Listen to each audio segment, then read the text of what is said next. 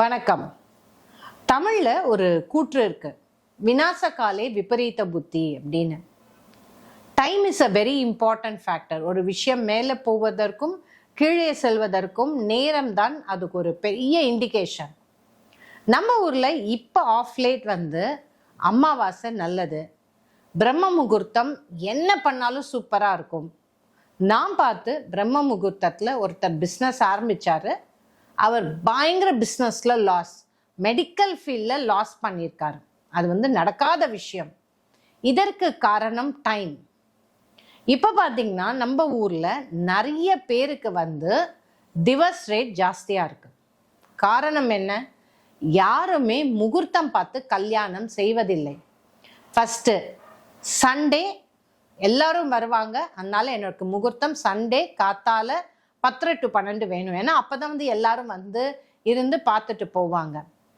டைமுக்காக நம்ம அட்ஜஸ்ட் பண்ணிக்க ரெடியா இல்லை, நம்மளுக்காக டைமை வளைக்கிறோம்னு நினைக்கிறோம். அப்ப என்ன ஆகும்? 7ஆம் அதிபதி அஃப்ளிக்டட், 5ஆம் அதிபதி அஃப்ளிக்டட். அந்த 5ம் 7ம் அஃப்ளிக்ட் ஆச்சுன்னா குழந்தை பிறப்பது ப்ராப்ளம். 7ஆம் அதிபதி அஃப்ளிக்ட் ஆச்சுன்னா கண்டிப்பா மேரேஜ் சர்வைவ் ஆகாது. இது எங்களுடைய அஸ்ட்ராலஜி லைஃப்ல நான் பார்த்த ஒரு கண்கூடான விஷயம். ஒருத்தங்க வந்தாங்க, அவங்க ஜாதக பொருத்தம் அந்த பொண்ணுக்கும் பையனுக்கும் பார்த்தாங்க. 10 பொருத்தமும் இருந்தது. ரொம்ப சந்தோஷமா அமிச்சோம். கல்யாணம் ஃபிக்ஸ் பண்ணிட்டாங்க. எங்ககிட்ட முகூர்த்தம் ஃபிக்ஸ் செய்யவில்லை. வெளியில ஒருத்தர்கிட்ட முகூர்த்தம் ஃபிக்ஸ் பண்ணாங்க. 7ம் 8ம் சுத்தம். எங்களால அதுக்கு மேல எதுவும் சொல்ல முடியல, நாங்களும் விட்டுட்டோம். கல்யாணம் ஆகி ஒரு வாரம் கழிச்சு அந்த பையன் வீட்டார் வந்தாங்க. வந்துட்டு அந்த பொண்ணு பையனோட வாழ இஷ்டப்படலை அப்படின்னாங்க. Absolutely shocked. 10 பொருத்தம் இருந்து நம்ம ஓகேன்னு சொன்னோமேன்னு முகூர்த்தம் எடுத்து பார்த்தோம். 7க்குரியவன் 12ஆம் வீட்டில் வச்சு ஏதோ ஒரு பிரகஸ்பதியான ஒரு அஸ்ட்ராலஜர் ஃபிக்ஸ் பண்ண முகூர்த்தம். 7, 8 சுத்தமா இருக்குன்னு சொல்லிட்டாங்க. என்ன காரணம்னு கேட்டோம். பொண்ணுக்கு இப்பதான் குச்சிப்புடி கத்துக்கணும்னு ஆசை வந்திருக்குன்னு சொல்லிட்டு பெங்களூர்ல ஒரு சென்டர்ல போய் அவ உட்கார்ந்துட்டான். பையன் யூஎஸ்ல இருக்கான். இவங்க விசா ப்ராசஸ் பண்ணி பையன் ஒரு 15 daysல கிளம்பணும். அந்த பொண்ணு வர முடியாதுன்னு ஒரே அடம். நாங்க திருப்பி மறு கல்யாணம் பண்ணி வச்சு அந்த ப்ராப்ளத்தை சால்வ் பண்ணோம்.